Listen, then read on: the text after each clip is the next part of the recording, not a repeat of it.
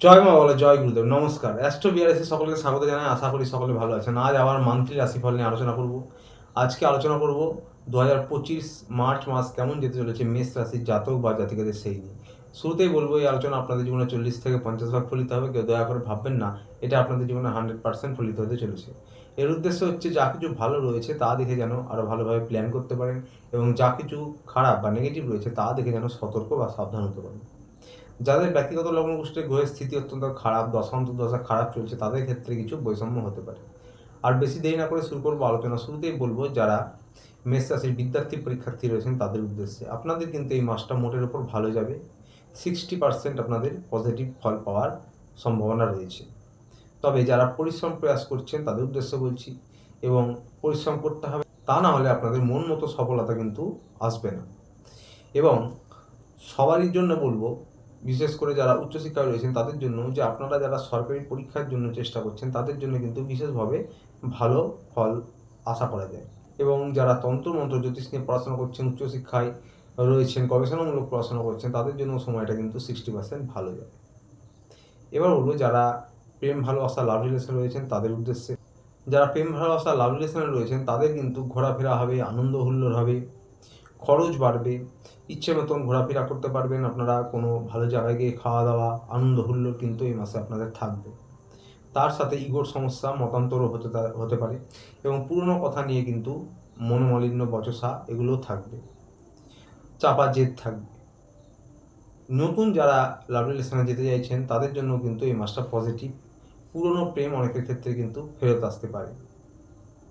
যারা বিবাহের জন্য প্রচেষ্টা করছেন অনেক দিন ধরে, বা যারা লাভ রিলেশনে সিরিয়াসলি রয়েছেন, বিবাহের জন্য এগোতে যাচ্ছেন, তাদের কিন্তু কথা এগোতে পারে। কারো কারো ক্ষেত্রে কিন্তু বিবাহ সম্পন্ন হতে পারে। বিবাহিত জীবনেও কিন্তু আপনাদের আনন্দ হুল্লোড় থাকবে। ঘোরা, ছোটো ছোটো ট্রাভেলিং হতে পারে, আনন্দ হুল্লোড় করবেন আপনারা, এবং আপনাদের কিন্তু বেশ মোটের ওপর বিলাসিতায় কাটবে এই মাসটা। খরচ বৃদ্ধি হবে, তবে আনন্দ হুল্লোড় হলেও আপনাদের কিন্তু চাপা টেনশন, একটু মানসিক ডিস্টার্বনেস থাকবে। তার সাথে ডিস্যাটিসফ্যাকশনও থাকবে, আপনাদের মনে টেনশন থাকবে। মুখের বাণী এবং ক্রোধের উপর নিয়ন্ত্রণ রাখবেন, এবং আপনারা কিন্তু বুদ্ধির দ্বারা অনেক ক্ষেত্রে পরিস্থিতি বেটার করার চেষ্টা করবেন এই মাসে। পরিবারের সদস্যদের সঙ্গে সম্পর্ক উন্নত করুন। পিতা মাতা, শ্বশুর শাশুড়ি, তাদের স্বাস্থ্যের কিন্তু খেয়াল রাখুন। বন্ধুরা, যারা ব্যবসায়ী রয়েছেন, সরকারি বেসরকারি চাকরি করছেন, তাদের উদ্দেশ্য হলো আপনাদের এই মার্চ মাসটা বিশেষ করে আপনাদের কিন্তু প্রমোশন, পদোন্নতি হবে।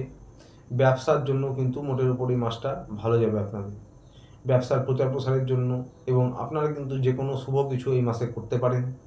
তবে যারা সিনিয়র কলিগ রয়েছেন, ম্যানেজার বস রয়েছেন, যারা আপনাদের ব্যবসায়ী রয়েছেন, আপনাদের যারা মহাজন রয়েছে, তাদের সঙ্গে সম্পর্ক উন্নত করতে হবে। মুখের বাণী ক্রোধের উপর একটু নিয়ন্ত্রণ রাখতে হবে এই মাসে, এবং আপনাদের কিন্তু অর্থনৈতিক পরিকাঠামো ভালো থাকবে, অর্থের ফ্লোয়িং ভালো থাকবে। খরচ কিন্তু বৃদ্ধি হবে, যে কোনো ইস্যুতে খরচ হতে পারে আপনাদের, এবং বিলাসিতা, আনন্দ হুল্লোড়ের জন্য কিন্তু খরচ হতে পারে। আপনাদের মধ্যে যারা রাজনৈতিক ফিল্ডে রয়েছেন তাদের জন্য কিন্তু এই মাসে বিশেষভাবে সময়টা ভালো যাবে।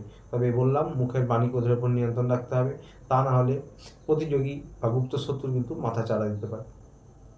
অর্থনৈতিক পরিকাঠামো ভালো থাকবে। যারা লটারি বা শেয়ার মার্কেটে ট্রাই করেন তাদের জন্য কিন্তু মোটের ওপর ভালো যাবে, এবং আগেই বললাম যে কোনো কিছু শুভ আপনারা এই মাসে করতে পারেন। যাদের ব্যক্তিগত লগ্ন গোষ্ঠীতে গ্রহের স্থিতি খারাপ, দশা খারাপ, তাদের ক্ষেত্রে কিছু বৈষম্য হতে পারে। বাকিদের জন্য বলবো, আপনাদের কিন্তু ব্যবসায়ী বা সরকারি বেসরকারি চাকরি এবং অর্থনৈতিক পরিকাঠামো আপনাদের ভালো থাকবে এই মাসে। এবার বলবো স্বাস্থ্য নিয়ে। স্বাস্থ্যের দিকটা high blood pressure, low blood pressure হতে পারে, এবং স্কিনের সমস্যা বিশেষভাবে হতে পারে।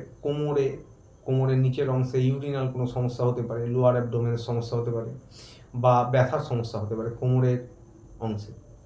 কিডনি, স্টমাক এই জাতীয় কোনো সমস্যা হতে পারে। যারা পুরনো সমস্যায় ভোগেন তারা কিন্তু হাঁটাহাঁটি, যোগব্যায়াম করতে পারেন। আগেই বললাম, অ্যালার্জি, ইনফেকশন, স্কিনের সমস্যা বিশেষভাবে হতে পারে। চোট আঘাত লাগতে পারে, কিন্তু সাবধানে চলাফেরা করবেন, ট্রাভেলিং সাবধানে করবেন। 12 মাস যারা পুরনো সমস্যায় ভোগেন তারা হাঁটাহাঁটি, যোগব্যায়াম করুন, ডাক্তারের পরামর্শ নিয়ে চলুন। বাকি সকলদের জন্য বলবো প্রতিকার হিসাবে, যে আপনারা মেষ রাশির যারা জাতক জাতিকা রয়েছেন, আপনাদের মঙ্গল হচ্ছে কিন্তু লর্ড। তো সুতরাং বজরংবলী মন্দিরে গিয়ে প্রত্যেক মঙ্গলবার পুজো দিতে পারেন। বাড়িতে হনুমান চালিসা প্রত্যহ পাঠ করতে পারেন, অত্যন্ত ভালো প্রতিকার হবে। বাড়ির ছাদে উঠোনে পাখিদের প্রত্যহ কিছু খাবার খাওয়ান, অত্যন্ত ভালো প্রতিকার হবে। এটা সারা জীবন করতে পারেন। তো আসছিল এ পর্যন্ত। ভিডিওটি ভালো লাগে চ্যানেলটি অবশ্যই লাইক সাবস্ক্রাইব করে পাশে থাকবেন। দেখা হচ্ছে আবার পরের ভিডিওতে। ততদিনে ভালো থাকবেন, সুস্থ থাকবেন। নমস্কার।